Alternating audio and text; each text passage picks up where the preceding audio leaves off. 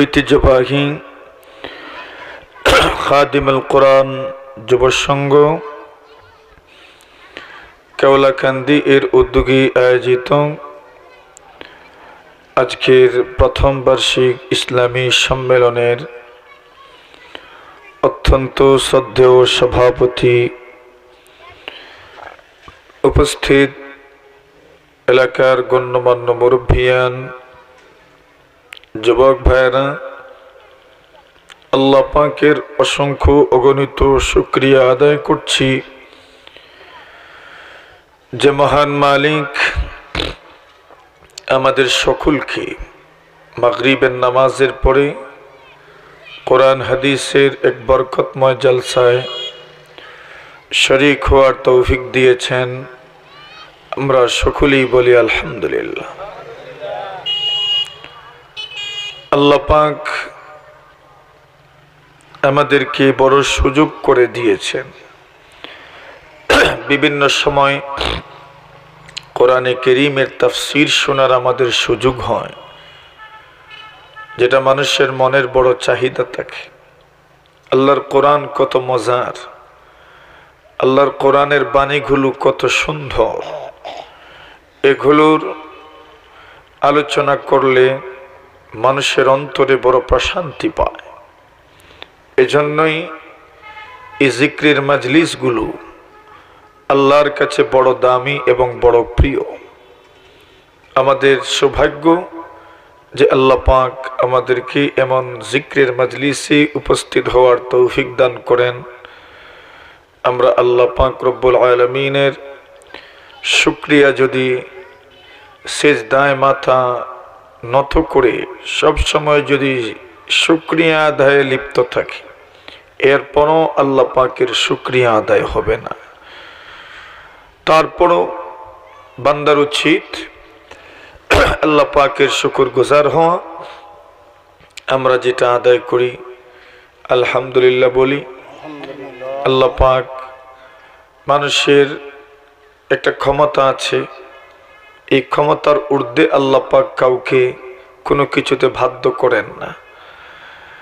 নতুবা আল্লাহ পাকের শুকরগুজারি তো সারা জীবন মানুষ শুকরিয়া আদায় করলেও আল্লাহ পাকের শুকরিয়া আদায় হবে না। তো আমরা বসি, মিলে বসি, ওই পেছনে যারা আছে আমরা একটু সামনে আসি, জমে জমে বসি। ইমাম সুয়ুতি রহমতুল্লাহি আলাইহি লিখেন, মানুষ যদি ছোট, যারা ছোটদের মধ্যে এমন 5টা অভ্যাস আছে, এই 5টা অভ্যাস যদি বড়রা নিজের মধ্যে ফিট করতে পারত, তাহলে আল্লাহ পাক তাদের অবস্থার পরিবর্তন করে দিতেন। যেমন ছোটদের একটা অভ্যাস হলো, ছোটরা রিজেকের কোনো চিন্তা করে না। যারা ছোট ছোট কচি কাছারা আছে, রিজেকের কোনো চিন্তা আসেনি, তাদের কোনো চিন্তা নাই। তো বলছেন যদি মানুষও, বড়রাও যদি রিজেকের ব্যাপারে বেফিকির হয়ে যেত, আল্লাহ পরমার্দিগারে আলাম তাদেরকে, ছোটদেরকে যেমন রিজেক দিচ্ছেন, আল্লাহ বড়দেরকেও রিজেক দিতে পারতেন, ঠিক কিনা? তো বলছেন ছোটদের এই অভ্যাসটুকু যদি বড়রা অর্জন করতে পারত, কতই না ভালো ছিল। ছোটদের রিজেকের কোনো টেনশন নাই, কোনো চিন্তা নাই, কিন্তু আল্লাহ তাদের রিজেক দিচ্ছেন কিনা? দিচ্ছেন। আল্লাহ রাসূল বলেন, লাউ আন্নাকুম তাওয়াক্কালতুম আলাল্লাহি হাক্কা তাওয়াক্কুলিহি লারুযিকতুম কামা ইউরযাকুত তায়র। আল্লাহ রাসূল বলেন, তোমরা যদি আল্লাহর উপর ঠিকঠাক মতো ভরসা করতে পারো, তাহলে পাখিগুলোকে আল্লাহ পাক যেমন রিজেক দান করেন, তোমাদেরকেও রিজেক দান করার পূর্ণ ক্ষমতা আল্লাহর আছে না নাই? তাগদু খিমাসা ওয়া তারুহু বিতানা। সকালবেলা খালি পেটে ঘর থেকে বের হয় পাখি, আর সন্ধ্যাবেলা পেট ভর্তি তাদের বাসায় ফিরে আসে। রিজেক দেন কে? আল্লাহ পাক। এই জন্য বলেছেন ভরসা করো আল্লাহর উপর। আল্লাহর উপর যদি মানুষ ভরসা করতে পারে তাহলে প্রথম নম্বর লাভ হচ্ছে আল্লাহর উপর ভরসা করলে যে শয়তান, যারা ইমানদার এবং আল্লাহর উপর ভরসাকারী, তাদের উপর শয়তান কোনো প্রভাব বিস্তার করতে পারে না। শয়তান তাদেরকে বিভ্রান্ত করতে পারে না যারা আল্লাহর উপর ভরসা রাখে। জনাবে রাসূলুল্লাহ সাল্লাল্লাহু আলাইহি ওয়াসাল্লামকে আল্লাহ পাক জানায়া দেন, রাসূল আপনি উম্মতকে জানায়া দিন, ইন্নাহু লাইসা লাহু সুলতানুন আলাল্লাযীনা আমানু ওয়া আলা রাব্বিহিম ইয়াতাওয়াক্কালুন। আল্লাহ বলেন নবী আপনি জানায়া দেন, ইন্নাহু লাইসা লাহু সুলতানুন আলাল্লাযীনা আমানু। আল্লাহ বলেন রাসূল আপনি জানায়া দেন, শয়তানের কৃতিত্ব নাই, শয়তানের কোনো কর্তৃত্ব নাই কাদের উপর? আলাল্লাযীনা আমানু, যারা ঈমানদার, ওয়া আলা রাব্বিহিম ইয়াতাওয়াক্কালুন, এবং যারা আল্লাহর উপর ভরসা করতে পারেন। আল্লাহ পাক জানায়া দেন নবীজি, যাদের ভরসা আল্লাহর উপর, শয়তান এই মানুষগুলোকে প্রভাবিত করতে পারে না, কর্তৃত্ব সৃষ্টি করতে পারে না। যদি তুমি আল্লাহর উপর ভরসা করতে পারো, আল্লাহু আকবার, শয়তান তোমার উপর কর্তৃত্ব স্থাপন করতে পারবে না, শয়তান তোমাকে বিভ্রান্ত করতে পারবে না, শয়তান তোমার সঙ্গে পেরে উঠবে না। যদি আল্লাহর উপর আপনার ভরসা থাকে। কার উপর? আমাদেরও ভরসা কার উপর? জোরে, আল্লাহর উপর। নবী আকরাম সাল্লাল্লাহু আলাইহি ওয়াসাল্লাম কে আল্লাহ পাক বলেন, রাসূল আপনি মানুষকে প্রশ্ন করুন তো, বিশেষ করে বেঈমানদেরকে আপনি প্রশ্ন করুন। বেঈমান যারা, এরা মূর্তির পূজা করে, পাথরের পূজা, গাছের পূজা, আপনি এদেরকে প্রশ্ন করুন, আসমান এবং জমিন সৃষ্টি করেছেন কে? তারাও বলে আল্লাহ। বেঈমানরা বিশ্বাস করে আমাদের হাতের দ্বারা নির্মিত মূর্তি আল্লাহ পাকের আসমান সৃষ্টিতে কোনো সাহায্য করতে পারে নাই, জমিন সৃষ্টি করতে কোনো সাহায্য করে নাই, এটা বেঈমানরাও বিশ্বাস করে। আল্লাহ পাক বলেন, রাসূল আপনি উম্মতকে বলুন, হ্যাঁ বলো দেখি, আসমান সৃষ্টির মধ্যে, জমিন সৃষ্টির মধ্যে তোমাদের বানানো মূর্তিগুলোর কর্তৃত্ব কি আছে বলো? এরা বলে না না খোদা, মুহাম্মদ, আসমান সৃষ্টি করেছেন আল্লাহ, জমিন সৃষ্টি করেছেন আল্লাহ, আমাদের বানানো মূর্তি আসমান সৃষ্টি করতে পারে নাই, জমিন সৃষ্টি করতে পারে নাই, আমাদের বানানো মূর্তিগুলো আসমান সৃষ্টিতে অংশীদার হতে পারে নাই, জমিন সৃষ্টি করতে অংশীদার হতে পারে নাই। আসমান এবং জমিন সৃষ্টি করেছেন একমাত্র আল্লাহ পরমার্থিকারে আলম, সুবহানাল্লাহ। এবার আমার আল্লাহ নবীজিকে শিখায়া দেন, তাহলে আপনি বলুন, ফাকুল হাসবিয়াল্লাহ। ওগো নবী আপনি ঘোষণা করে দিন, আজ তোমাদের কথা মতো আসমান সৃষ্টি করতে গিয়ে তোমাদের বানানো মূর্তির কোনো দখল নাই, জমিন সৃষ্টি করতে গিয়ে তোমাদের বানানো মূর্তির গুলোর কোনো দখল নাই। তারপরে আপনি ঘোষণা করে দিন, ফাকুল হাসবিয়াল্লাহ ওয়া আলাল্লাহি ফালইয়াতাওয়াক্কালিল মুতাওয়াক্কিলুন। ওগো নবীজি আপনি ঘোষণা করে দিন, তোমাদের কথা মতো যেই খোদা আসমান সৃষ্টি করেছেন, জমিন সৃষ্টি করেছেন, যেই খোদার সাথে আসমান এবং জমিন সৃষ্টি করার ক্ষেত্রে তোমাদের বানানো মূর্তির কোনো অংশীদারিত্ব নাই, আপনি বলে দিন আমি সেই খোদার উপর ভরসা করলাম। সেই খোদার উপর আমাদের ভরসা, আর এই খোদার উপরই মানুষের ভরসা করা উচিত। আল্লাহর উপর ভরসা করলে এক লাভ, যে শয়তানের কুমন্ত্রণা থেকে আল্লাহ হেফাজত করবেন। 2 নম্বর লাভ, আল্লাহ পরমার্থিকারে আলম বলেন, নবী আপনি ঘোষণা করে দিন, ইন্নাল্লাহা ইউহিব্বুল মুতাওয়াক্কিলিন। নবীজি আপনি দুনিয়ার মানব জাতিকে ঘোষণা করে দেন, ইন্নাল্লাহা ইউহিব্বুল মুতাওয়াক্কিলিন। মানুষ আল্লাহকে ভালোবাসে, মানুষের ভালোবাসা আল্লাহর সাথে আছে। মানুষ আল্লাহকে ভালোবাসে, মনে প্রাণে ভালোবাসে। ভালোবাসা একতরফা হয় না, ভালোবাসা দুই দিক থেকেই হয়। আমি বান্দা কই যদি আমার আল্লাহকে ভালোবাসি, তাহলে আমি আশা করতে পারি আমার আল্লাহ আমাকে ভালোবাসবেন, ঠিক কিনা? কিন্তু আল্লাহ জানায়া দিয়েছেন, নবী আপনি উম্মতকে জানায়া দিবা আমি আল্লাহ কাদেরকে ভালোবাসবো জানেননি? আমি আল্লাহ ভালোবাসবো এই মানুষগুলোকে। ইন্নাল্লাহা ইউহিব্বুল মুতাওয়াক্কিলিন। যে মানুষগুলো বিশেষ বিশেষ কিছু গুণে গুণান্বিত আছে, আমি আল্লাহ তাদেরকে ভালোবাসি। আর বিশেষ করে যারা আমি আল্লাহর উপর ভরসা করে, আমি ওই মানুষগুলোকে সবার চেয়ে বেশি ভালোবাসি। তাহলে ভালোবাসা তো একতরফা হয় না। আমরা ভালোবাসি আল্লাহকে, আল্লাহ আমাদেরকে ভালোবাসেন। কিন্তু আল্লাহ কাকে ভালোবাসেন? বলছেন যারা আল্লাহর উপর ভরসা করে তাদেরকে আল্লাহ পাক ভালোবাসেন।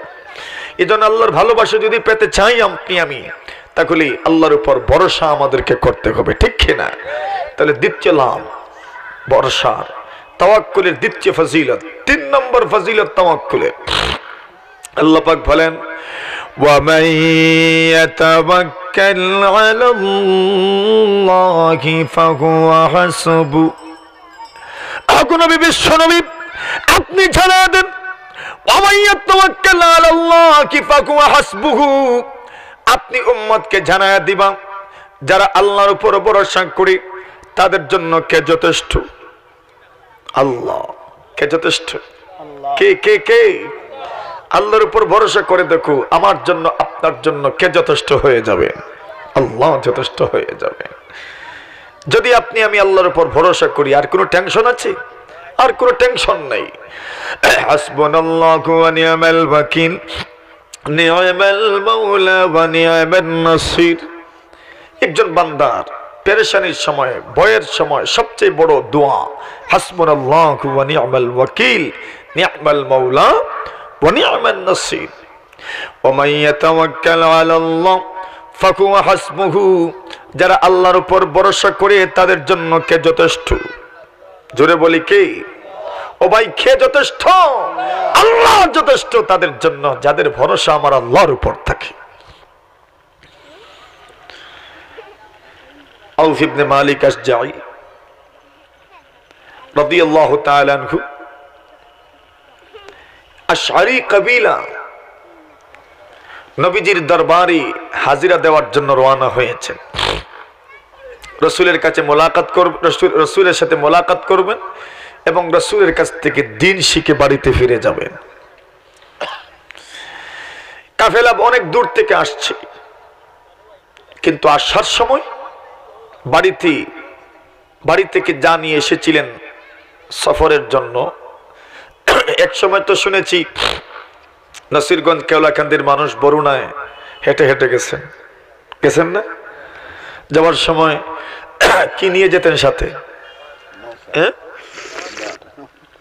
ভাত, বিশেষ করে বিরন ভাত, হ্যাঁ, আর মাছ বিরান। এগুলো গান্দাও হয় না, আর এগুলো খাইলে পরে পেটে ভুকও তাড়াতাড়ি লাগে না। এটা সফরের নিয়মও। সফরে বের হওয়ার সময় সাথে করে কিছু নিয়ে যেতে হয় যাতে কষ্ট না হয়। এখন আর মানুষ ভাত নেয় না, এখন তরকারিও নেয় না, বেশ থেকে বেশ ফান একটু নেয় আর টাকার সাথে থাকে। কেন? পকেটে টাকা থাকলে যে সময় যেখানেই ফেটে বুক লাগুক না কেন একটা ব্যবস্থা হয়ে যায়, ঠিক কিনা? কিন্তু যারা পানখুর বেশি, এরা পান সাথে নিয়ে যায়। এখানে পান থাকে, মছা থাকে, বাটা থাকে, পানের বাটা। যাক, এটা আমাদের অনেক পূর্বপুরুষের রীতি। এটা এখন এই বিশাল একটা কাফেলা রাসূলের কাছে যাচ্ছেন। এখন সফরের যত সামানা এগুলো নিয়ে এসেছেন, কিন্তু প্রতিমধ্যে এগুলো শেষ হয়ে গেল, খাবারের কিছু নাই। তাদের মনে মনে আসলো কি করা যায়। সকলেই পরামর্শ করলেন, পরামর্শে বসলেন। দেখেন, পরামর্শ সুন্নত আমল। পরামর্শ করলে পরে শর্মিন্দা হতে হয় না। আর পরামর্শের মাধ্যমে যে সিদ্ধান্ত হয়, এই সিদ্ধান্তটা অনেক ভালো একটা সিদ্ধান্ত আসে। সাহাবায়ে কেরাম পরামর্শ করলেন, দুইজনকে পাঠাও, আল্লাহর নবীর কাছে পাঠাও, আল্লাহর পয়গম্বর আমাদেরকে খাবার দিবেন।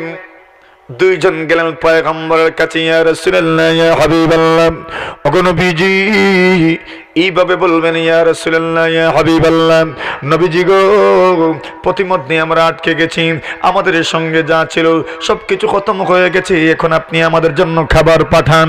আল্লাহর পয়গম্বরের সাহাবী যেই মাত্র পয়গম্বর আলাইহিস সালাতু ওয়াস সালামের ঘরের ভিতরে প্রবেশ করেছেন, যেমন সময় শোনা যায় আল্লাহর পয়গম্বর কোরআনে কারীমের আয়াত তেলাওয়াত করছেন, ওয়া মা মিন দাব্বাতিন ফিল আরদ ইল্লা আলাল্লাহি রিজকুহা ওয়া ইয়ালামু মুস্তাকাররাহা ওয়া মুস্তাওদাহা কুল্লুন ফি কিতাবিম মুবিন।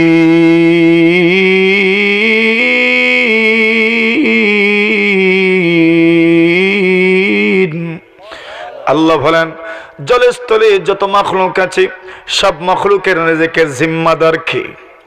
কে কে? আল্লাহ। আল্লাহু আকবার। জলস্থলের সমস্ত মাখলুকের জিম্মাদার আল্লাহ।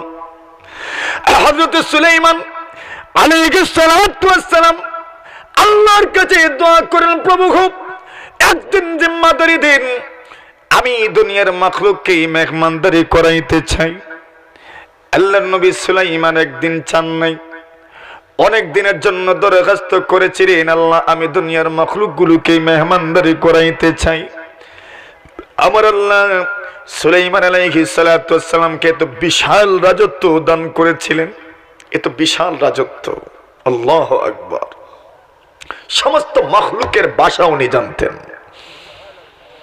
কত বড় ভাষাবিদ ছিলেন, সমস্ত মাখলুকের ভাষা উনি জানতেন। আল্লাহর কাছে দরখাস্ত করলেন, আল্লাহ আমাকে আপনি সুযোগ দেন, আমি মেহমানদারি করতে চাই, দুনিয়ার মাখলুকের মেহমানদারি করতে চাই। আল্লাহ বলেন, যাও, দিলাম একদিনের। কয়দিনের? একদিনের।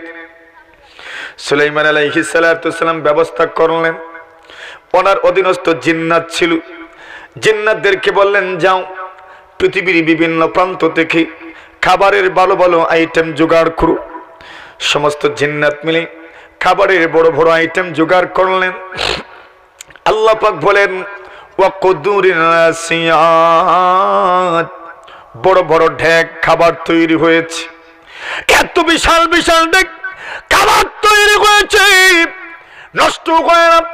আল্লাহ পরবর্তীকালে আলম কুদরতি ফ্রিজের ব্যবস্থা করে দিয়েছেন, বাতাস, সুবহানাল্লাহ। ওয়ালি সুলাইমানার রিহ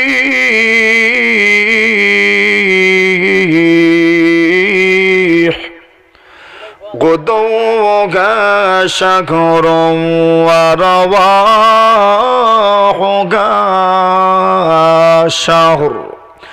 আল্লাহ বলেন, সুলাইমানের জন্য বাতাসকে আমি আল্লাহ একদম তাবি বানিয়ে দিয়েছি, একদম অনুগামী বানিয়ে দিয়েছি।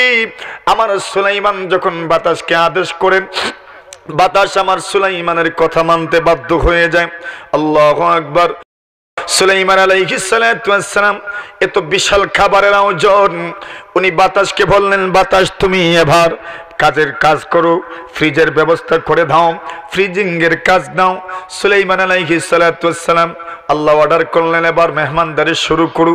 সুলাইমান আলাইহিস সালাতু ওয়াস সালাম প্রথমে এই সমুদ্রের মাছ থেকে মেহমানদারি শুরু করলেন। আল্লাহু আকবার, আল্লাহু আকবার। একটা মাছ সুলাইমান আলাইহিস সালাতু ওয়াস সালামের দীর্ঘ 1 মাসের জোগাড় করা যত খাবার ছিল, একটা মাছ একসাথে সমস্ত খাবার গিলে ফেলেছে।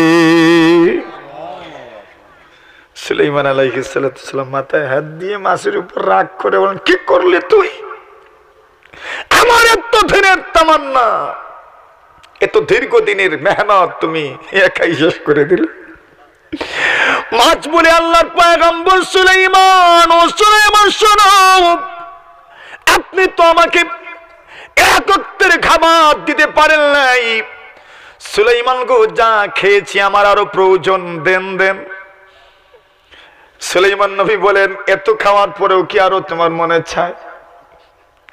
মাছ বলে, রাগ করিয়েন না, আপনি যা দিয়েছেন আমার এক ওয়াক্তেরও খাবার হয় না। আমার আল্লাহ প্রত্যেক দিন 3 বার আমাকে এর চাইতে বেশি বেশি খাবারের যোগান দিন। এত রিজিক আমার আল্লাহ দান করে।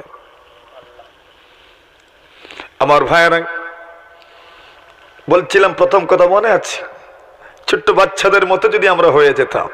ছোট্ট বাচ্চাদের রিজিকের কোনো টেনশন আছে? কোনো টেনশন নাই। হযরত সুলাইমান আলাইহিস সালাম বলে, আল্লাহ এই ভাগ বলবেন গেছে, আপনি ছাড়া রিজিক দাতার কেউ নাই গো আল্লাহ, আপনার মতো রিজিক দাতার কেউ হতে পারে না। সারা দুনিয়ার মাখলুককে আপনি রিজিক দান করেন। আল্লাহর পয়গম্বরের মজলিসে এই দুইজন দাঁড়িয়েছেন, এমন সময় আল্লাহর পয়গম্বরের মজলিস থেকে আওয়াজ আসে, ওয়া মা মিন দাব্বাতিন ফিল আরদ ইল্লা আলাল্লাহি রিজকুহা ওয়া ইয়ালামু মুস্তাকাররাহা ওয়া মুস্তাওদাআহা কুল্লুন ফি কিতাবিম মুবিন। দুইজন যখন এই আয়াত শুনেছেন, আরবি জানেন, আল্লাহ বলছেন জলস্থলে যত মাখলুক আছে এই সমস্ত মাখলুকের রিজিকের জিম্মাদার আমি আল্লাহ। দুইজন একজন আরেকজনের দিকে ছাড়াছাড়ি করেন আর মনে মনে সিদ্ধান্ত গ্রহণ করলেন, না না, পয়গম্বরের কাছে আমরা রিজিকের জন্য আর চাইব না। কেন? আল্লাহ যদি রিজিকের জিম্মাদার হন, আমাদের খাবার শেষ হয়ে গেছে, খাবারের জন্য চাও, তাহলে আল্লাহর কাছে চাইতে পারো, দুনিয়ার কোনো মাখলুকের কাছে নয়। ঠিক কিনা? দুইজন নিয়ত করলেন আর নবীর কাছেও চাইব না, চলে গেলেন, ফেরত চলে গেলেন। আল্লাহ যদি রিজিকের জিম্মাদার হন, আল্লাহ আমাদের রিজিকের ব্যবস্থা করে দিবেন। আবার যাচ্ছেন আর চিন্তা করছেন মনে মনে, যদি যাওয়ার পরে রিজিক না পৌঁছে তাহলে কাফেলাওয়ালাদেরকে কি জবাব দেব? আমার বন্ধুগণ, দুইজন কাফেলায় পৌঁছার আগে আগে আল্লাহ পরওয়ারদিগারে আলম ফেরেশতাদের মাধ্যমে বড় বড় ডেক দিয়ে এই কাফেলার জন্য মনোমুখ সুন্দর সুন্দর খাবারের ব্যবস্থা করে দিয়েছেন। পরে কাফেলাওয়ালা পেট ভরে খানা খাইলেন, খানা অবশিষ্ট রয়ে গেল। এখন তো আরেক সমস্যা, অবশিষ্ট খানা কি করবেন? এখন আবার পরামর্শ বসলো, পরামর্শে সিদ্ধান্ত হলো অবশিষ্ট খাবার যেহেতু রসুল পাঠিয়েছেন, রসুলের কাছে পাঠায়া দাও। কাফেলাওয়ালা তো জানে রসুল পাঠিয়েছেন, এই দুইজন তো জানেন মূল ঘটনা কি। দুইজন মনে মনে চিন্তা করেন, এইবার ঘটনা ফাঁস করতে হবে, আর না হয় পয়গম্বর আলাইহিস সালাতু ওয়াস সালাম পর্যন্ত বিষয়টা ঘোরাবে, পয়গম্বর আলাইহিস সালাতু ওয়াস সালাম বিষয়টা জানবেন। আল্লাহু আকবার। এবার দুইজন কাফেলাওয়ালাদেরকে বলেন, শোনো গো, তোমরা আমাদেরকে পয়গম্বর আলাইহিস সালাতু ওয়াস সালামের কাছে প্রেরণ করেছিলে রিজিক চাওয়ার জন্য, খাবার চাওয়ার জন্য। আমরা যখন পয়গম্বরের দরবারে গেলাম, এখন পর্যন্ত পয়গম্বরের মজলিসে আমাদের বসা হয় নাই, আমরা এখন পর্যন্ত কথা বলি নাই, কিন্তু পয়গম্বরের জবান থেকে কোরআন কারীমের এই আয়াতখানা যখন আমরা শুনতে পাইলাম, ওয়া মা মিন দাব্বাতিন ফিল আরদি ইল্লা আলাল্লাহি রিজকুহা, আল্লাহ জানায় দিয়েছেন নবীজি জলস্থলে যত মাখলুক আছে সমস্ত মাখলুকের রিজিকের জিম্মাদার হচ্ছে আমি আল্লাহ পরওয়ারদিগারে আলম। এই আয়াতটা যখন শুনেছি, আমরা নবীজির কাছে আর রিজিকের জন্য চাই নাই, খাবারের জন্য দরখাস্ত করি নাই। আল্লাহ যদি রিজিকের জিম্মাদার হন, আল্লাহ রিজিকের ব্যবস্থা করে দিবেন, এই জন্য আমরা ফিরত এসেছি। আলহামদুলিল্লাহ, আলহামদুলিল্লাহ। এমন ইয়াকিন বিশ্বাসী ফিরত আসার কারণে আল্লাহ পরওয়ারদিগারে আলম ফেরেশতাদের মাধ্যমে আমাদের খাবারের ব্যবস্থা করে দিয়েছেন। ব্যবস্থা আল্লাহ করতে পারেন কিনা? কেউ যদি আল্লাহর উপর ভরসা রাখে, তাহলে তার সবকিছুর ব্যবস্থা করে দেওয়ার জন্য যথেষ্ট কে? আল্লাহ। এটা হচ্ছে তাওয়াক্কুলের ফজিলত। ঠিক তেমনি ভাবে বলছেন ইমাম সৈয়দী রহমতুল্লাহি আলাইহি, যদি মানুষ ছোট বাচ্চাদের মতো হয়ে যেত, রিজিকের কোনো টেনশন নাই, কোনো ফিকির নাই। হযরত আউফ ইবনে মালিক আসজাই রাদিয়াল্লাহু তাআলা আনহু আল্লাহ পরবর্তীকারে আলম বলেন ওয়া মান ইয়াত্তাকিল্লাহা ইয়াজআল লাহু মাখরাজা ওয়া ইয়ারযুকুহু মিন হাইসু লা ইয়াহতাসিব। আল্লাহু আকবার। আল্লাহ পাক বলেন ওয়া মান ইয়াত্তাকিল্লাহা ইয়াজআল লাহু মাখরাজা।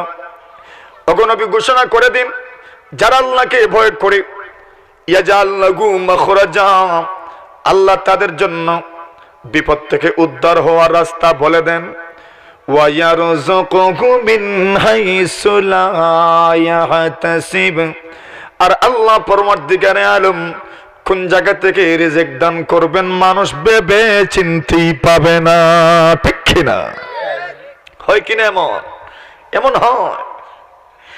আল্লাহর নবী মুহাম্মদুর রাসূলুল্লাহ সাল্লাল্লাহু আলাইহি ওয়াসাল্লাম পয়গম্বর আরবি সাল্লাল্লাহু আলাইহি ওয়াসাল্লামের জামানা খাবারের কোনো ব্যবস্থা নাই। জাবির রাদিয়াল্লাহু তাআলা আনহু নবী আলাইহিস সালাতু ওয়াসসালামকে দাওয়াত করলেন। স্ত্রী বলেন স্বামী গো পয়গম্বরকে দাওয়াত করে নিয়ে আস, অনেকটা দিন হয়ে গেছে পয়গম্বর অবস্থান করছেন, পেটের ভিতরে কিছু আছে কিনা জানি না। স্বামীজি গো একটু যাও না, আমার পয়গম্বর আমার নবী মুহাম্মদুর রাসূল সাল্লাল্লাহু আলাইহি ওয়াসাল্লামকে দাওয়াত দিয়ে আসো। আমাদের ঘরে কি আছে? একটা ছাগল আছে, ওই ছাগলটা পয়গম্বরের জন্য আমি জবাই করে দিব, আর পয়গম্বর ছাগলের গোশত খাবেন, আমার পয়গম্বর তৃপ্তি অনুভব করবেন, আমার মনেও তৃপ্তি জাগবে। জাবির রাদিয়াল্লাহু তাআলা আনহু গেলেন, ওগো নবীজি আমার স্ত্রী আপনাকে আমাদের ঘরে দাওয়াত দিতে বলেছেন। ওগো নবীজি আপনার দাওয়াত আমাদের ঘরে একটু যদি মেহেরবানি করে আসতেন। আল্লাহর পয়গম্বর বলেন তোমার ঘরে দাওয়াত আমি কবুল করে নিলাম। নবীজি সাহাবায়ে কেরামদেরকে বলেন চলো রে জাবিরের ঘরে আজকে দাওয়াত। সুবহানাল্লাহ, আল্লাহু আকবার। জাবির চলে আসলেন।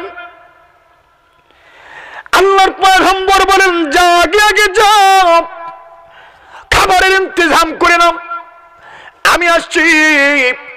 পয়গম্বর সাল্লাল্লাহু আলাইহি ওয়াসাল্লাম সাহাবায়ে কেরামদেরকে নিয়ে যখন রওনা হলেন, জাবিরের স্ত্রী ঘরের দরজার ফাঁক দিয়ে যখন দেখেন এত মানুষের লাইন, তুমি কয়জনের দাওয়াত দিছো? বলে আমি তো রাসূলের দাওয়াত দিছি। এত মানুষ। স্বামী গো একটা মাত্র ছাগল জবাই করেছি, বকরি জবাই করেছি গো, এত মানুষের দাওয়াত কেমনে হবে গো আমার বুঝে আসে না। স্বামী গো মনে হয় আল্লাহর পয়গম্বরের কাছে আজকের দিন বেইজ্জত হয়ে যেতে হবে। স্ত্রী বড় টেনশন করছেন, জাবিরের টেনশনের শেষ নাই। কি করলাম রে, আমি তো কিছু করি নাই, আমি তো শুধু রাসূলকে দাওয়াত দিয়েছি।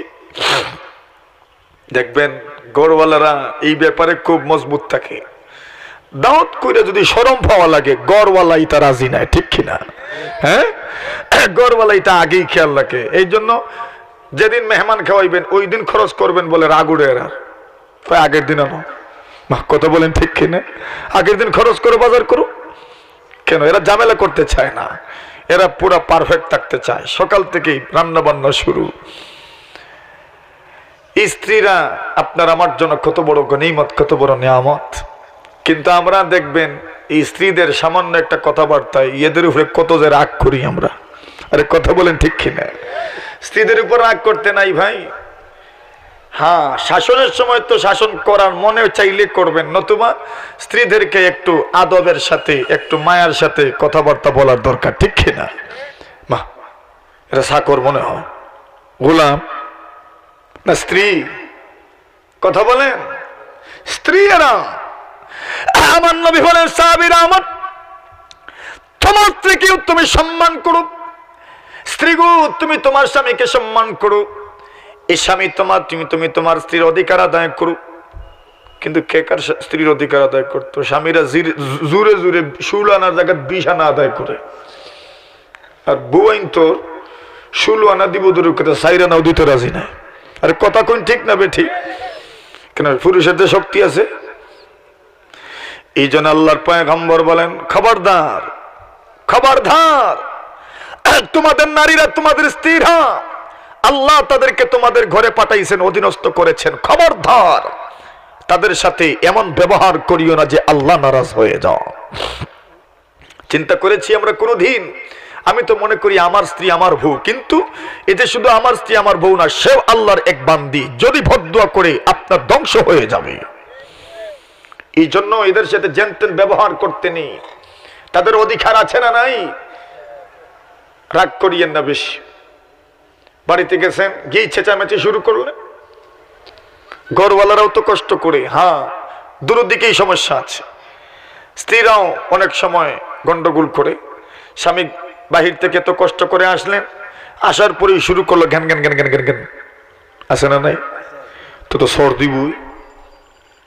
এই লোকটা কত কষ্ট করে এসেছে, সারাদিন কাজ করেছে, সিএনজি চালাইছে, ড্রাইভিং করেছে, ট্রাক চালাইছে, বাস চালাইছে, ঠেলা চালাইছে, রিক্সা চালাইছে, কত মানুষের গালি শুনছে, অফিসে ছিল বসের গালি শুনছে, বকা শুনছে, মানুষের থাপ্পড় খাইছে।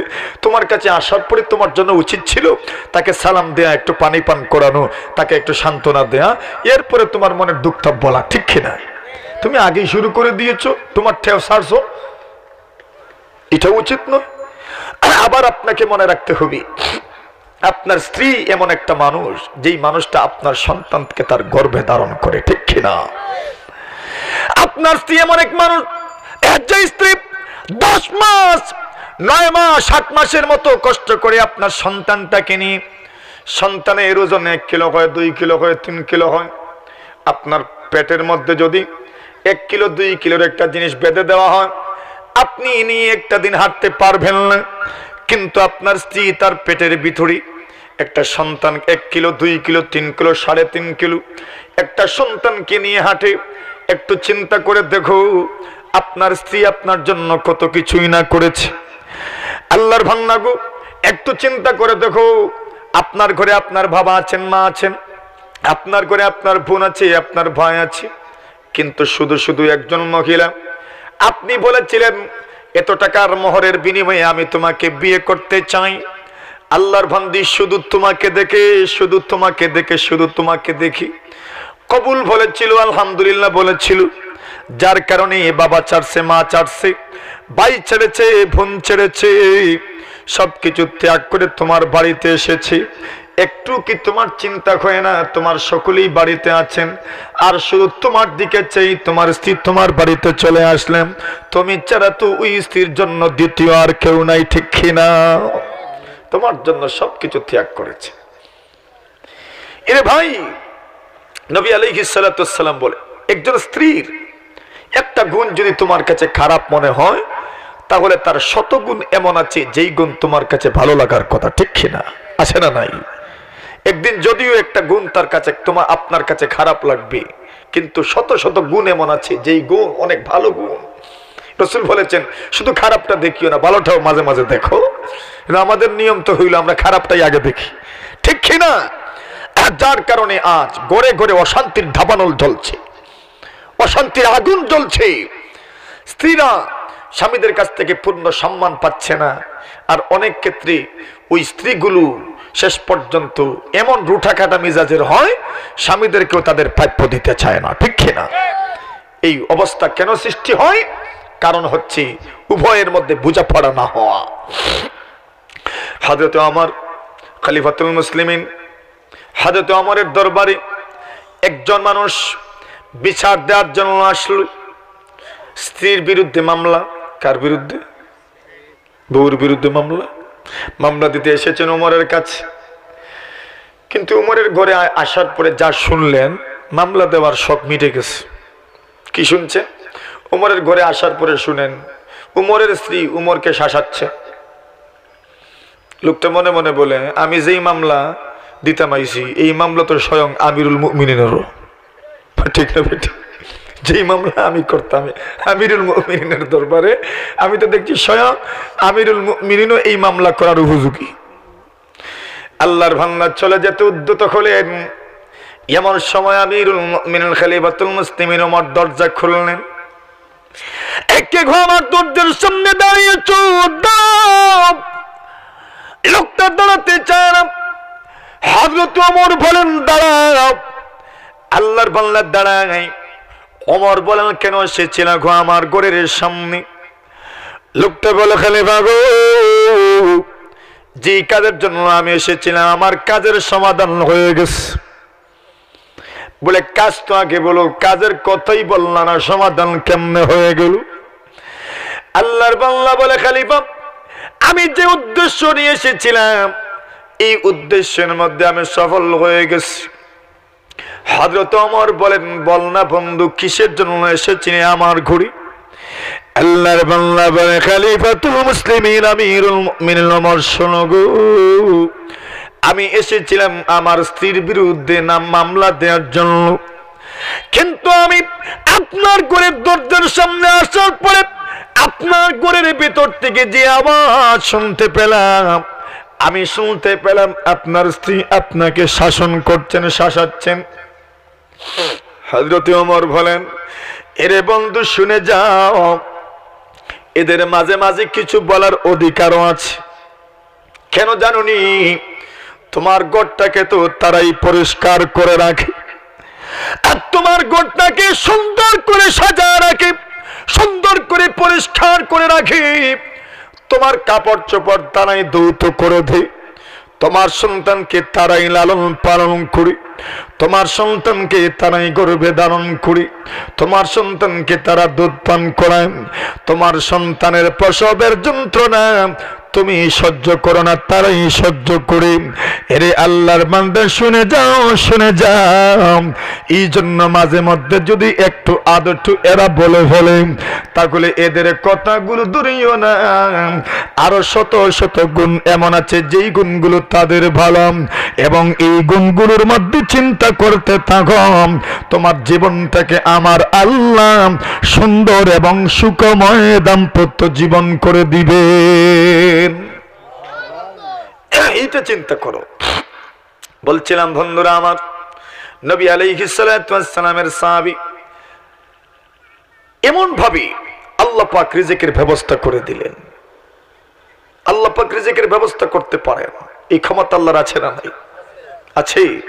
তাকওয়া পরহেজগারি যদি অর্জন হয়, আল্লাহ পরওয়ারদিগারে আলম এই সব কিছুর ব্যবস্থা করে দিবেন। আল্লাহু আকবার। ও বন্ধু আমার, এই জন্য বলেছিলাম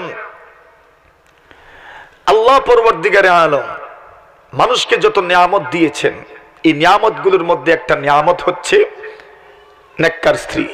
নেককার স্ত্রী এটা একটা নিয়ামত। আরবাউম মিনাস সাআদা, চার জিনিস সৌভাগ্যের আলামত। একটা হচ্ছে আল মারকাবুল হানি, আপনার বাহনটা আরামদায়ক, এটা সাইকেলই হোক বাইসাইকেলই হোক, কিন্তু কি আরামদায়ক। 2 নম্বর আল বাইতুল ওয়াসি, প্রশস্ত ঘর। 3 নম্বর বলেছেন আল জারুস সালেহ, নেককার প্রতিবেশী। 4 নম্বর জাওজাতুন সালিহা, নেককার স্ত্রী। নেককার স্ত্রী, নেককার স্ত্রী কত বড় যে নিয়ামত, এটা যারা পাইছে তারা জানে, আর যারা নেককার স্ত্রী পাইছে না এরা জানে কত বড় দুজক যে। মাথুর না ঠিক নেই? এরা জানে, এরা জানে। এই জন্য আমাদের দেশে মানুষ বলে কারোর সাথে দুশ্মনী থাকলে কই বিয়ে করে দিত।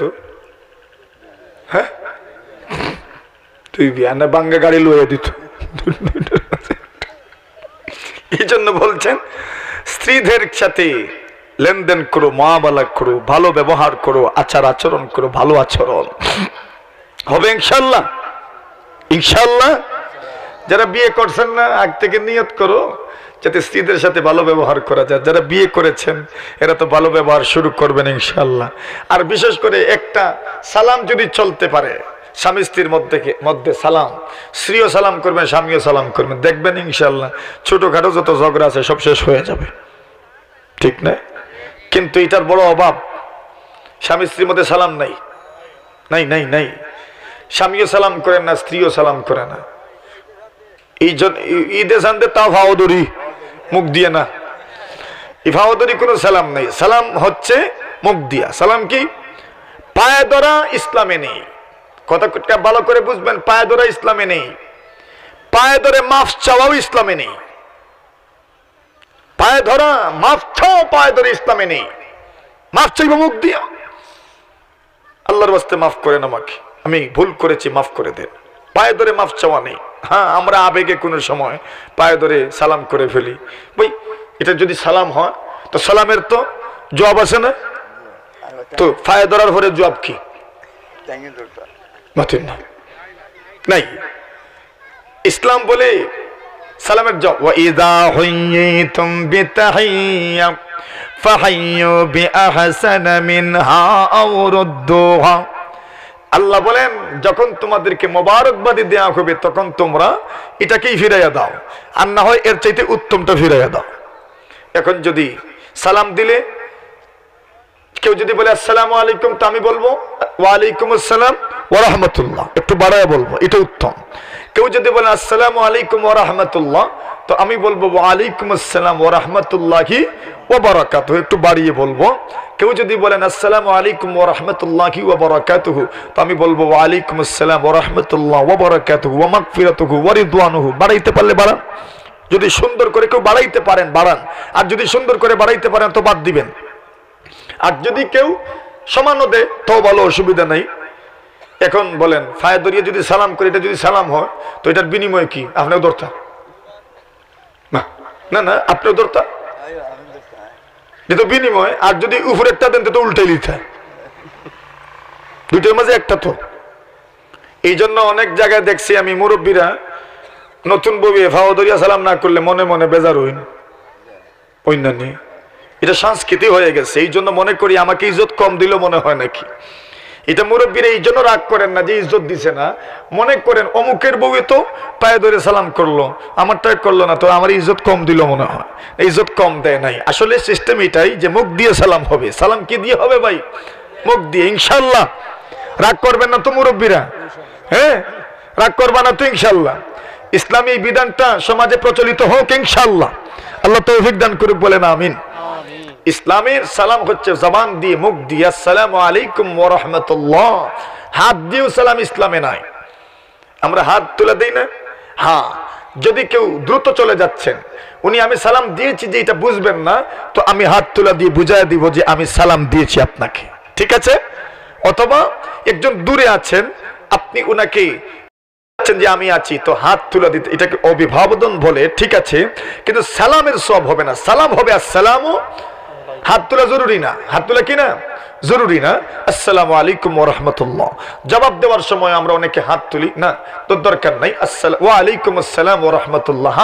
যদি কেউ চলে যাচ্ছেন, কেউ মোটরসাইকেল থেকে আপনাকে সালাম দিয়েছেন অথবা বাইসাইকেল থেকে আপনাকে সালাম দিয়েছেন, এখন লোকটা চলে যাচ্ছে, আপনি তাকে শুনাইয়া সালামের জবাব দিতে পারবেন না, তখন আপনি হাত তুলা দিয়ে বলবেন হ্যাঁ আমি তোমার সালামের জবাব দিছি, ঠিক আছে? কথাটা বুঝেছেন? এই জন্য বলছেন রাসূল সাল্লাল্লাহু আলাইহি ওয়াসাল্লাম যে হাত তোলা দিয়ে ইসলামের অভিবাদন নেই। ইসলামের অভিবাদন হচ্ছে আসসালামু আলাইকুম ওয়া রাহমাতুল্লাহি ওয়া বারাকাতুহু। মুসাফাহা ইসলামের বিধান। রাসূল বলেছেন মুসাফাহা করো। যখন মানুষ মুসাফাহা করে, দুই হাত দিয়ে যখন মুসাফাহা করে, তখন তার দুই হাতের গুনাহ আল্লাহ পাক ঝেড়ে দেন। পারবো না ইনশাআল্লাহ? তো হাত দিয়ে আমরা মুসাফাহা করবো ইনশাআল্লাহ। মুসাফা আমরা এখন মুসাফা করতে গেলে দেখি কেউ এখানে ধরি, এটা মুসাফা হয় না, কিন্তু মুসাফা একবারে এরকম ইনশাআল্লাহ। মুআনাকা, মুআনাকা এটা কি বলে? গলাগলি। কি নাম? মুআনাকার নাম কি? গলাগলি। কিন্তু আমরা বলি বুক মিলাইতাম। কি মিলাইতাম? বুক মিলানি ইসলামে নাই। ইসলামে মিলানি আছে কোনটা? গলা। কি মিলানি? গলা মিলানি। কিন্তু আমরা যে মিলাই না, কিতা মিলাই? বুক মিলাই। বা কেউ তো বুকও মিলে না, ফ্যাট মিলে মাথুর না থেকে, যারা ফ্যাট একটু মোটা, এটা কিতা মিলবো? ফ্যাট মিলবো। এই জন্য বলছেন গলাগলি এটা মুআনাকা, অনুকূল থেকে। অনুকূল শব্দের অর্থ হচ্ছে কাঁধ, গলা, কাঁধ। কাঁধ মিলানো, কাঁধে কাঁধ মিলানো, এখান থেকে এসেছে মুআনাকা, একজন আর একজনের সাথে কাঁধ মিলানো, এটাকে বলে মুআনাকা আরবি পরিভাষায়। এই জন্য মুআনাকা, মুআনাকার সিস্টেম কি? মুআনাকা শিখতে হবে, একটু নিজের দুইটা পাও একটু সরায় রাখবেন, উনি ওনার পাওটা একটু সরায় রাখবেন, তখনই মুআনাকা হবে। আর পাও যদি একবারে আগুইলেন তো ফেট মিলবো। ঠিক আছে ইনশাআল্লাহ? ইনশাআল্লাহ গোলাগুলি করব, কুলাকুলি করব, কুলাকুলি আর গোলাগুলি সব কিন্তু গলায় গলায় হয়। ইনশাআল্লাহ আমরা এর উপর আমল করব। রাসূল বলছেন মুসাফা করলে গুনাহ মাফ হয়, মুআনাকা করলে মহব্বতের মানুষের সাথে মুআনাকা হয়। এই জন্য রাসূল মুআনাকা করেছেন। জাফর রাদিয়াল্লাহু তাআলা আনহু সহ অনেক সাহাবায়ে কেরামের সাথে মুআনাকা রাসূল করেছেন, এবং অনেক মহব্বতের মানুষকে রাসূল কপালে চুমাও দিয়েছেন। এটাও ইসলামে আছে। এই জন্য নিজের বাবা, নিজের ভাই, বড় ভাই, ছোট ভাই বেশি মহব্বতের, কপালে চুমা দিবেন। ঠিক আছে? ঈদের দিন কপালে চুমু দেন, এর চাইতে বড় মহব্বত নাই। কপালে চুমু দেওয়ার চাইতে হাতে চুমা দেন, এটার চাইতে বড় মহব্বতের বহিঃপ্রকাশ নাই। ঠিক আছে ইনশাআল্লাহ? আব্বার প্রতি মহব্বত বেশি আছে, কপালে চুমা দিব, হাতে চুমা দিব, কিন্তু আমরা তো দেই না। এই সিস্টেম আমাদের সমাজে কম। এই জন্য চুমা দিবেন আব্বাকে, আম্মাকেও চুমা দিবেন, কপালে দিবেন। হুজুরদেরকে অনেকে চুমো দেয়, দিবেন, অসুবিধা নাই। মহব্বত, কপালে চুমো দেন, অসুবিধা নাই। নিজের মহব্বতের মানুষকে কপালে চুমো দেন, হাতে চুমো দিবেন। সাহাবায়ে কেরাম রাসূল সাল্লাল্লাহু আলাইহি ওয়াসাল্লামের হাতেও চুমো দিয়েছেন। আল্লাহ রসুলের সাহাবায়ে কেরাম রসুলের হাতে চুমো দিয়েছেন, এখানে চুমো দিয়েছেন, এখানে চুমো দিয়েছেন, কপালে চুমো দিয়েছেন, মহব্বতের কারণে। ফর্তে মহব্বত। আমরাও আমাদের গুরুজন, আমাদের উস্তাদ, আমাদের শিক্ষক, আমাদের আব্বা, আমাদের আম্মা, সবচেয়ে বেশি প্রিয় আমাদের কাছে আমাদের আব্বা আম্মা। ঠিক কিনা? সবচেয়ে বেশি সম্মানী আমাদের কাছে কে? আমাদের আব্বা আম্মা। সুতরাং আমাদের আবেগ, আমাদের শ্রদ্ধা সবচেয়ে বেশি পাবে কারা? আমাদের আম্মা আব্বারা। ঠিক কিনা ইনশাআল্লাহ? আমার আম্মা আব্বা, আমার সালাম হবে আমার আব্বাকে, আমার আম্মাকে বেশি সালাম করবো আমি ইনশাআল্লাহ। ও ভাই, হুজুরদেরকে তো অনেকেই সালাম করে, হুজুরদেরকে অনেকেই সালাম করে, কিন্তু আপনার আব্বাকে সকলে সালাম করবে না। এই জন্য আপনি সালাম করতে থাকেন আপনার আব্বাকে, আপনি ইজ্জত করতে থাকেন আপনার আব্বাকে, আপনার আম্মাকে। এটা বলবে, মা বলবেন, বাবা বলবেন, আমার সন্তান আমাকে সালাম করি, আমার জন্য দোয়া দে। এটা একটা দোয়া। আমার সন্তান আমাকে দোয়া দিচ্ছে, আমার সন্তান আমাকে সালাম করছে। মা বাবা যে খুশি হবেন। কিন্তু বড় দুঃখের বিষয়, এক সমাজের মানুষ এখন আম্মা আব্বাকে তো সালাম করে না, শ্বশুর শাশুড়িকে মুখেও করে, ভাবেও করে। ঠিক না? এই জন্য রে ভাই, আম্মা আব্বার চাইতে বড় কেউ নাই এই দুনিয়াতে। এদেরকে সর্বোচ্চ শ্রদ্ধা এদের তরে ইনশাআল্লাহ, সর্বোচ্চ আবেগ, মহব্বত, স্নেহ এদের তরে আমাদের যাবে ইনশাআল্লাহ। তো বলছিলাম যে ছোট্ট বাচ্চারা, এদের যে 5টা গুণ আছে। 1 নম্বর গুণ, লা ইয়াহতামুনা বিররিজক। এরা রিজকের কোনো চিন্তা করে না, কিন্তু আল্লাহ পাক তাদেরকে রিজক দান করেন। ঠিক কিনা? আমাদেরকেও দান করতে পারেন কিনা আল্লাহ পাক? ক্ষমতা আছেনি আল্লাহ? আছেনি এই ক্ষমতা? আমার রাসূল সাল্লাল্লাহু আলাইহি ওয়াসাল্লাম, সাহাবায়ে কেরাম, জাবির রাদিয়াল্লাহু তাআলা আনহু দাওয়াত করেছেন। স্ত্রী বলছেন, কতজনকে দাওয়াত করিয়াইছ? বলে, আমি তো রাসূলকে দাওয়াত করেছি। বলে, এত মানুষ? বলে, আমি কি করতাম? তুমি বেইজ্জত করবে আজকে আমার। বলেন, না, কিসের বেজ্জত? রাসূল নিয়ে আসছেন, রাসূল কি জানেন না আমাদের ঘরে এত মানুষের খাবারের আইটেম আছে কিনা? রাসূল যেহেতু নিয়ে আসছেন উনি সামলাইবেন। ঠিক না? ঠিক। রাসূল যেহেতু নিয়ে আসছেন সামলাইবেন উনি, আমি জানি না এগুলো, তুমি তোমার চিন্তা করো। আমার নবী সাল্লাল্লাহু আলাইহি ওয়াসাল্লামের বরকত। আমার পয়গম্বর আলাইহিস সালাতু ওয়াস সালাম, সাহাবায়ে কেরাম যুদ্ধের ময়দানে পানি সংকট দেখা দিয়েছে, পানি নাই। সাহাবায়ে কেরাম বলে, ইয়া রাসূলুল্লাহ, ইয়া হাবিবাল্লাহ, ওগো নবীজি পানি নাই। পয়গম্বর আলাইহিস সালাতু ওয়াস সালাম বলে, সাহাবায়ে কেরাম রে, যাও, যাদের কাছে যেই পরিমাণ পানি আছে এক জায়গায় জমা করু, একটা পাত্রের মধ্যে, একটা বর্তনের মধ্যে জমা করু। সাহাবায়ে কেরাম একটা বর্তনের মধ্যে পানি জমা করলেন। আমার পয়গম্বর ওই পাত্রের মধ্যে, বর্তনের মধ্যে হাত দিলেন, আঙ্গুল দিলেন। সাহাবায়ে কেরাম দেখেছেন আমার পয়গম্বরের হাতের আঙ্গুল থেকে আল্লাহ পরওয়ারদিগারে আলম শত শত ফুয়ারা বের করে দিয়েছেন। রাসূল দাওয়াতে গেলেন, জাবিরকে বলেন, খাবার লাও ভাই, খাবার নিয়ে আসো। জাবির স্ত্রী দিতে স্ত্রী বলেন তুমি তো দিছেন নিয়া, এখন নিয়ে দিছেন, দেওয়ার পরে রসুল প্রথমে হাত দিলেন বিসমিল্লাহির রহমানির রহিম বলে, সাহাবায়ে কেরাম হাত দিলেন, এক ছাগলে প্রায় 300, কোন বর্ণনায় 400 মানুষের পেট ভরেছে। আমার নবীর বরকত, বুখারীর riwayat, বুখারী শরীফের riwayat। তো রিজিকের জিম্মাদার কে ভাই? তো বলছেন ইমাম সুয়ুতী রহমাতুল্লাহি আলাইহি, যদি মানুষ বড়রা যদি বাচ্চাদের মতো হয়ে যেত, 4টা খাসলত 5টা খাসলত যদি বাচ্চাদের মতো বড়দের কাছে থাকতো, তো বড়রা সফল হয়ে যেত। এর মধ্যে একটা হচ্ছে যে বাচ্চারা রিজিকের কোনো দান দেয় তাদের নাই, আল্লাহ পাক তাদেরকে রিজিক দান করেন। 2 নম্বর, বাচ্চাদের একটা গুণ আছে, এরা একা একা খায় না, সবাই মিলে খায়, ঠিক কিনা? সবাই মিলে খায়। রাসূল বলছেন যদি বড়দের মধ্যে এই গুণটা থাকতো, সকলে মিলে যদি খাইতো, তাহলে কত বড় সৌভাগ্যের অধিকারী তারা হইতো। সুবহানাল্লাহ। ইমাম সুয়ুতী বলেন বাচ্চারা একসাথে বসে খায়, একসাথে বসে খায়, দেখেন না কত সুন্দর এরা একসাথে বসে খায়, কত সুন্দর গপ করে করে এরা খায়, একসাথে বসে একজনে আরেকজনকে একটা দেয়, পাইলে বললে দেখছে না সারা দিয়ালে। সুবহানাল্লাহ। আকালু মুজতামিঈন, এরা একসাথে বসে খায়। একসাথে বসে খাওয়ার বরকত আছে, অনেক বরকত আছে। জনাবে রাসূলুল্লাহ সাল্লাল্লাহু আলাইহি ওয়াসাল্লাম বলেন, দেখো তোমরা যখন খাবার খাইবা, বড় একটা প্লেটে অনেকজন বসবা, তাবলীগ জামাতে এরকম বসা হয়, তো বসো তোমরা, আর প্রত্যেকে নিজের ডান সাইড থেকে খাও, মধ্যখান থেকে কেউ নিও না, মধ্যখান থেকে কেউ নিও না। কেন? প্লেটের মধ্যখানেই বরকত থাকে। সুবহানাল্লাহ বলে। সুতরাং বরকতের অংশ যেন সকলেই পায়, এই জন্য বলছেন মধ্যখান থেকে কেউ জাপটা দিয়ে নিয়ে যেও না, কেন এখানেই বরকত থাকে। এই জন্য বলছেন ডান থেকে খেতে থাকো, খেতে থাকো, খেতে থাকো, খেতে থাকো, সর্বশেষ মধ্যখানেরটা বন্টন করে দাও, সকলেই যেন বরকত পায়। আকালু মুজতামিঈন। আবার আদাবও আছে, ডান দিক থেকে খাও, এটা এক আদাব। কিন্তু এক প্লেটে যদি বিভিন্ন ধরনের খাবার থাকে, তাহলে তো হাত ঘুরবে, আর না একদিক থেকে খাইলে একটাই খাইবা শুধু, ঠিক না? ইসলাম সব পথ বন্ধ করেছে, সব পথে কথা বলেছে ইসলাম, কত সুন্দর এক বিধান। এখন আপনার পেটে শুধু খিচুড়ি, তো ডান থেকে খাও, কেন বাম দিকে গিয়া কিতা করতে, ইনো তো খিচুড়ি, ঠিক না? এই জন্য ডানে ডানে যাও।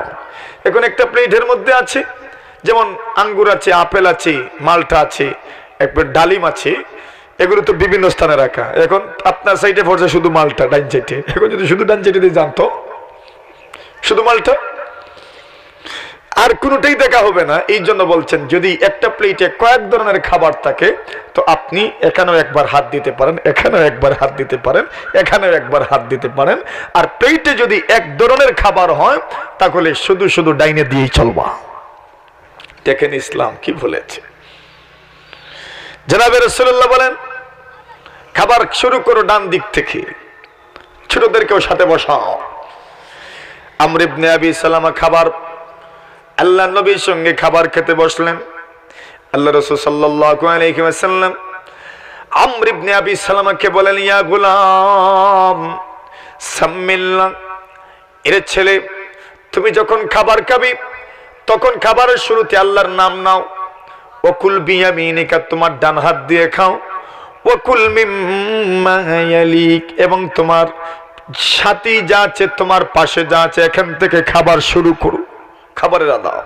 তো বলছেন বাচ্চারার মতো যদি এই খাসলতটাও বড়দের হয়ে যেত, যে বাচ্চারা যেমন একসাথে মিলেমিশে খায়, যদি বড়রাও একসাথে মিলেমিশে খাইতেন, তো মহব্বত তৈরি হইতো, ঠিক কিনা? এখন তো একসাথে আগে খাবার একটা সিস্টেম ছিল, টুহাটুহি, যেমন টুহাটুহিও নাই, মাথুর না ঠিক টুহাটুহি আসেনি এখন। আগে নয় বছরে কমপক্ষে একবার খাওয়া হইতো টুহাটুহি, এখন বছরে একবারও নাই টুহাটুহি, সব শেষ। এখন ওই ঠিকই বলছেন, অনেকে টুহাটুহি বুঝতোই না। এখন টুহাটুহির মধ্যে যে কি স্বাদ, বেগুনের মধ্যেও স্বাদ ছিল, লাই ভাতার মধ্যেও স্বাদ ছিল। টুহাটুহির প্রধান তরকারি তো বেগুন আর লাই, হ্যাঁ, বেগুনের লাই। এর মধ্যে যে কি মজা বুঝবা না রে, বুঝবা না। যারা একসাথে খাবার খেয়েছে তারা ছাড়া একসাথে খাবার গ্রহণের মজা কেউ বুঝতে পারে না, ঠিক কিনা? একসাথে খাবারের মধ্যে যে কি স্বাদ আছে, টুপাটুপির মধ্যে কি স্বাদ। এটা নবী আলাইহিস সালাতু ওয়াস সালামের জামানায় টুপাটুপি ছিল। সুবহানাল্লাহ বলেন। নবী করিম সাল্লাল্লাহু আলাইহি ওয়াসাল্লাম,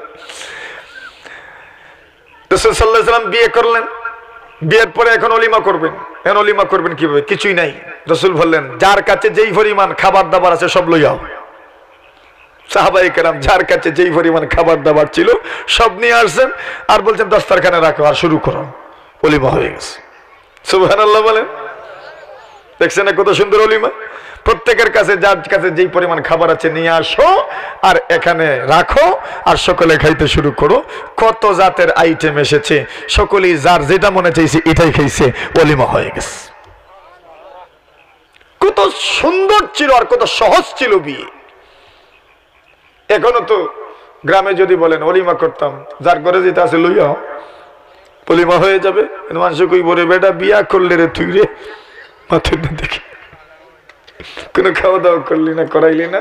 কিন্তু এটার মধ্যে যে স্বাদ আছে, আরে ভাই গরু জবাই করে খাওয়ার মধ্যে এই স্বাদ নেই। এই ভ্রাতৃত্বের মধ্যে যে স্বাদ আছে, কথা বলেন ঠিক কিনা? আল্লাহু আকবার। এটাই সমাজ, ভ্রাতৃত্বের নাম সমাজ। এজন্য বলেছেন বাচ্চাদের একটা অভ্যাস হচ্ছে আকালু মুজতামিঈন, এরা একসাথে খাবার দাবার করে। বাচ্চাদের আরেকটা গুণ হলো, যখন এরা আপনি গুসা করবেন, রাগান্বিত হবেন, তখন দেখবেন এরা কান্নাকাটি শুরু করে দেয়, ঠিক আছে না? এখন যদি মানুষ বড়রাও যদি আল্লাহর গুসার কারণে যদি কান্নাকাটি করত, আল্লাহর গুসা থেমে যেত, ঠিক কিনা? আল্লাহ রাসূল ইমাম জালালউদ্দিন সৈয়দী বলেন, যখন আল্লাহ রাগান্বিত হয়ে যান, আল্লাহর গুসাকে ঠান্ডা করার মতো একটাই পানি আছে, চোখের পানি।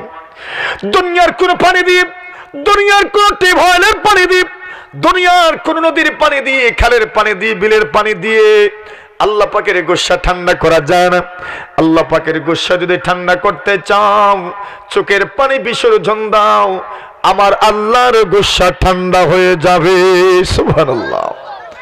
বাচ্চাদের আরেকটা গুণ হলো, যখন দেখবেন এরা মারামারি করে, ঝগড়াঝাটি করে, একটু হলেই দেখবেন সমঝোতা হয়ে যায়, ঠিক না? ঠিক, ঝগড়াঝাটি হয়, মারামারি হয়, কিন্তু বেশি সময় যায় না। একটু হলেই দেখবেন কি আবার একখানা সমঝোতা। ইমাম জালালউদ্দিন সৈয়দী বলেন, বড়রাও যদি ঝগড়া করতো রে, আর ঝগড়ার পরেই যদি সমঝোতাটা হয়ে যেত, সমাজটাই সুন্দর হয়ে যেত, ঠিক কিনা? বাচ্চাদের গুণটা যদি বড়রা অর্জন করতে পারত, কিন্তু আমরা বড়রা বাচ্চাদের গুণটা অর্জন করতে পারছি না। মুহতারাম হাজিরিন, এই জন্য বলছেন যে বড়রাও বাচ্চাদের গুণগুলো অর্জন করো। এই গুণগুলো অর্জন করলে বড়রা সুন্দর একটা সমাজ গঠন করতে পারবে। আমি দেখছি তো খাদিমুল কোরআন যুব সংঘ নতুন একটা সংগঠন, যারা এই মাহফিলের আয়োজন করেছে, এদেরকে আমি মোবারকবাদ জানাই। আলহামদুলিল্লাহ। আপনাদের ছেলেরা, কারো নাতি, কারো পত্নী, এরা একটা সংগঠন গঠন করেছে। সদস্য কতজন আছেন এখানে এই সংগঠনে, খাদিমুল কোরআনে? কয়জন আসেননি এখানে? কেউ আসেননি?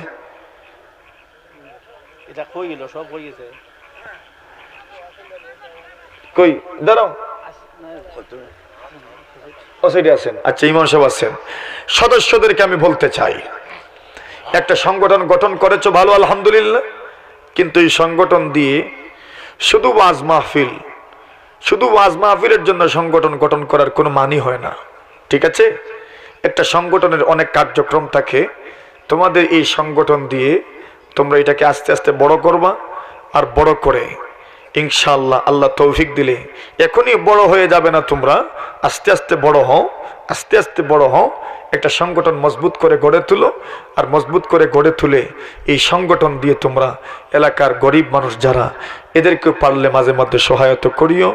শিক্ষা, অনেক ছাত্র ছাত্রী আছে যারা অর্থের অভাবে শিক্ষা অর্জন করতে পারছে না, এদেরকেও তোমরা মাঝে মাঝে সাহায্য সহযোগিতা করিও।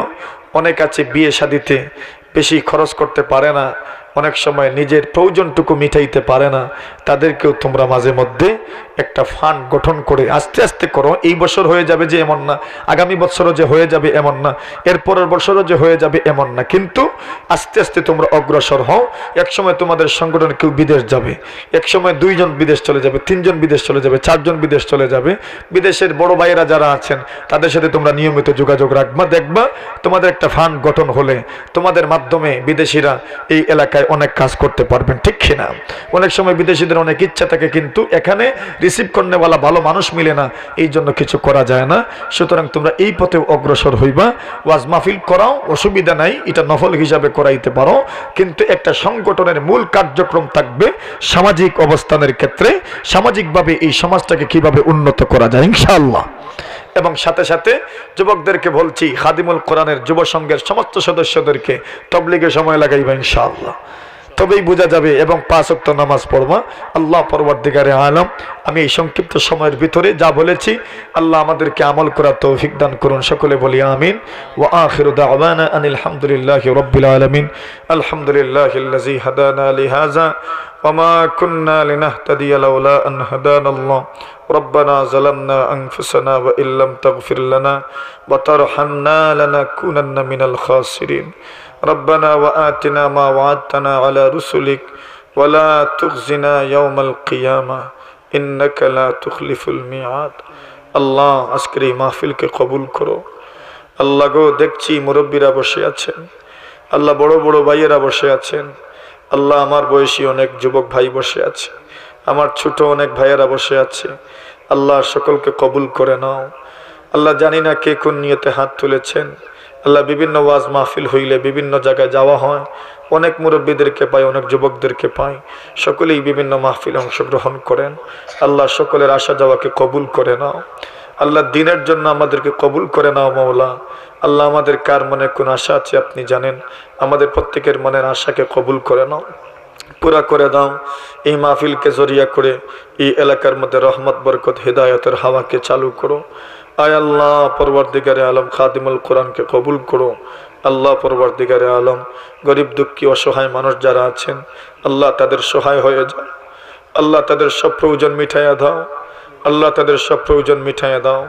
আল্লাহ তাদের সব প্রয়োজন মিটাইয়া দাও। আল্লাহ স্বামী স্ত্রীর মধ্যে মিল মোহব্বত তৈরি করো। আল্লাহ অশান্তি দূর করে দাও, শান্তি তৈরি করে দাও।